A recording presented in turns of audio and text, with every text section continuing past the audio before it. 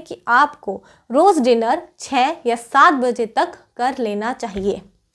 जब आप 6 या 7 बजे तक डिनर कर लेते हैं तो उससे क्या होता है, रात में आपकी बॉडी काम करती है हीलिंग का, रिपेयरिंग का और आपकी बॉडी को पावरफुल बनाने का। रात के समय आप तो सो जाते हैं लेकिन आपका शरीर जाग रहा होता है, वो काम कर रहा होता है आपकी बॉडी के ऊपर, जो भी पूरे दिन में आपकी बॉडी को डैमेज हुआ है, फिर चाहे वो चोट के ज़रिए हुआ हो या कोई मेंटल डैमेज, आप किसी वजह से दुखी थे, परेशान थे, स्ट्रेस थे या गुस्सा थे, वो सब को रिपेयरिंग का काम रात को आपकी बॉडी करती है, हीलिंग का काम करती है। फिर चाहे वो स्ट्रेस से हील करना हो, वो आपके गुस्से से हील करना हो, आपके पेन से हील करना हो।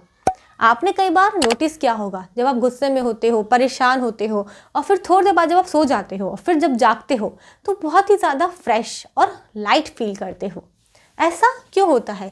क्योंकि जब आप ऐसा इसलिए फील कर पाते हो क्योंकि पूरे टाइम जब आप सो रहे थे आपकी बॉडी हीलिंग का काम कर रही थी। जब आपको पेन होता है या फिर आप बीमार होते हो और आप दवाई खाकर सो जाते हो, फिर जब उठते हो तो आप ठीक हो जाते हो, आपको अच्छा बेटर फील होता है। क्यों? क्योंकि आपकी बॉडी ने रिपेयरिंग का काम किया। तो ये जो टाइम होता है आपके सोने का टाइम रात में, उस टाइम बॉडी का काम होता है आपकी बॉडी को हील करना और रिपेयर करना।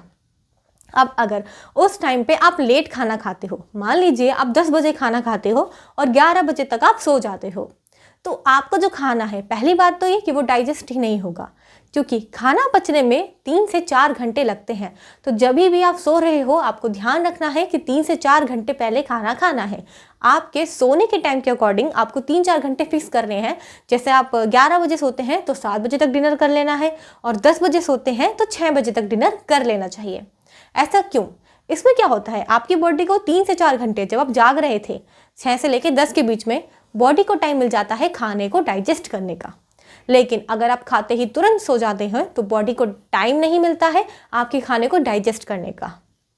उसमें फिर 2 प्रॉब्लम्स होती हैं। पहली ये, या तो आपकी बॉडी जब आप सो जाओगे वो डाइजेशन का काम कर रही होगी, जो कि वो प्रॉपर्ली नहीं कर पाती, क्योंकि बॉडी डाइजेशन का काम तभी करती है जब आप जाग रहे होते हो।